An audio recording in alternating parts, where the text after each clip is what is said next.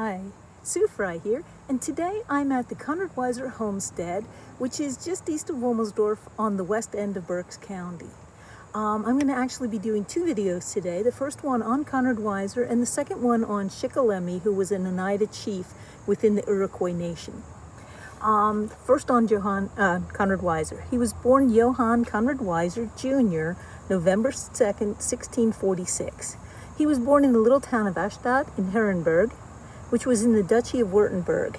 Now it's part of Baden-Württemberg in the Federal Republic of Germany, but at that time period when Conrad Weiser was there, it was not known as Germany. It had not consolidated into the actual country of Germany yet, and the different regions were known by their duchies.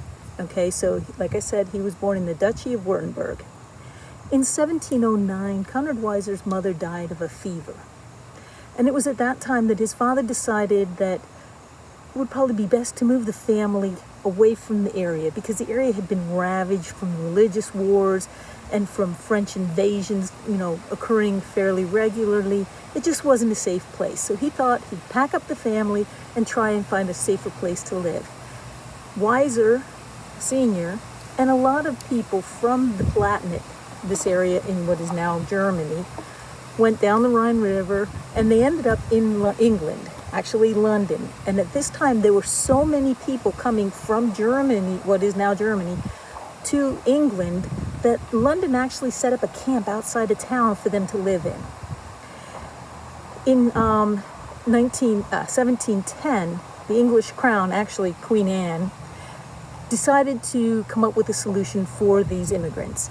And she decided to send them to the New World, to the colony of New York, and there they could work. They were actually indentured servants. They had to pay for their voyage over.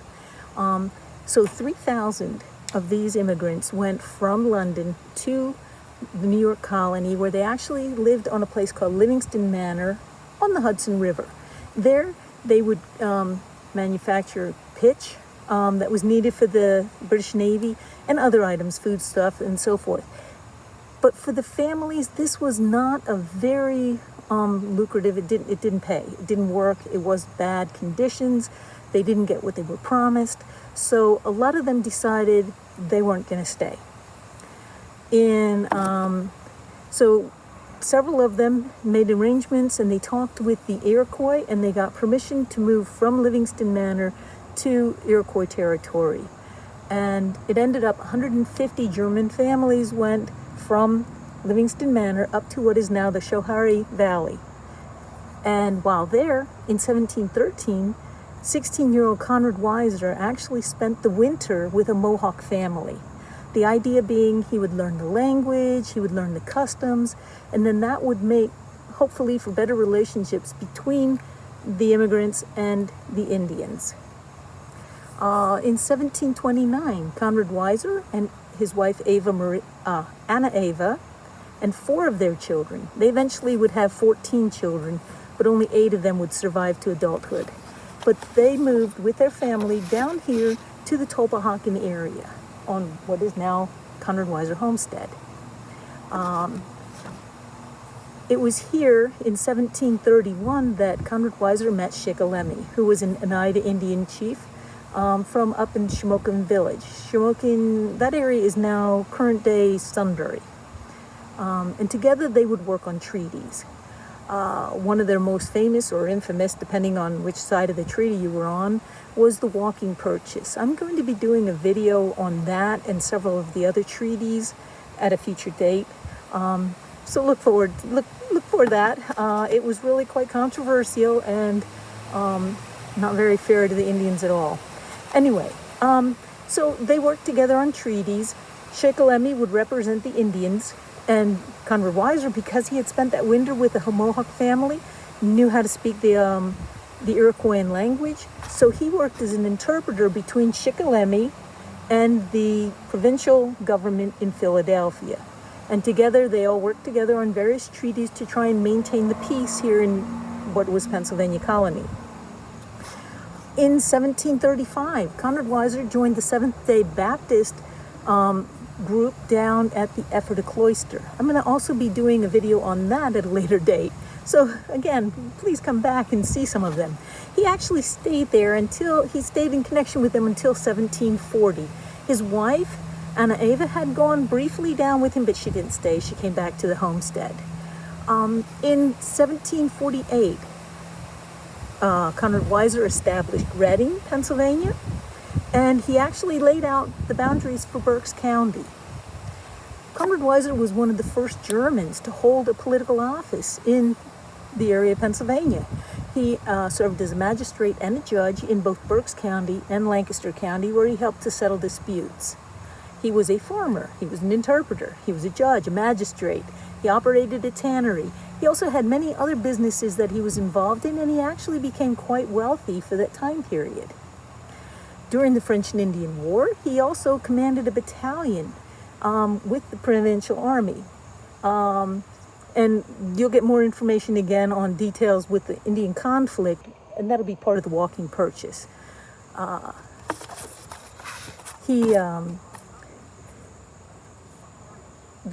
Talking now about the homestead, actually, Conrad Weiser died here on his farm in July 13, 1760. On the homestead, there are several buildings. The only one, though, that is existing today that could possibly have existed at the time of Conrad Weiser is the one that's referred to as his home. I will take a walk now, and I'm at the back of the house now. I'm going to walk around so you can see the front of the home. This home, there's some controversy. They're not sure if this is actually Conrad Weiser's home because, like I said, he had multiple businesses. He was wealthy for the time. And this is actually a fairly small house when you consider that he had, like Shikellamy and other Indian chiefs would stop by. Other important people from the provincial governments would also stop by. But this is the only house still standing on the property that would have been standing at the time of Conrad Weiser. So oral tradition says it was Conrad Weiser's home. He did have two grandsons that were called Conrad Weiser also. So was it one of theirs? It's unknown. But because oral tradition said it belonged to Conrad Weiser, this is the one they believe it is. There's a plaque here on the house. I will take a picture of that and include it in the comments section. There's also a plaque here with a little more information about the question. They're just not sure. There was an archaeological survey done. I'm not sure if I'm getting that. I'll take a picture also. There was an archaeological survey done in the 2000. Didn't show any other foundations that could be for a building, so it's assumed that this is his house. At one time, it was believed that the spring house here had also been built by Conrad Weiser, but further study showed that it was probably built at the same time as the home here that was built by John Sheets. He bought the property, the Conrad Weiser property, in the 1830s. Can't quite get it because I can't get far enough away from it, but that gives you an idea. That home is now being used as a visitor center for the Conrad Weiser homestead. As you can see, there's a sign for it. Okay, now, Conrad Weiser himself is actually buried on the property. I'm going to walk up here to let you see the tombstone. There are other people also buried, but it's unknown who they are because the only stone with any writing was Conrad Weiser's. So give me a moment. A little hike up the hill. Here we go. And here is the area. You can see some of the other stones. They're just in the ground there, marking areas that people were buried. But like I said, it's unknown who is buried at these places. I'm sorry, I can't hold it and do this at the same time. I'm hoping I'm getting it. If not, I will take pictures. And here is Conrad Weiser's tombstone. Again, I will take a picture of that and include it in the comments so you can see it. There's a monument to Conrad Weiser there. And way off in the distance, you might not be able to see it, is a statue of Shikellamy. I will be talking about him next. So, I hope you enjoyed this Talk about Conrad Weiser. He's a fascinating man. Actually, I think he was more important to our country than like a Daniel Boone.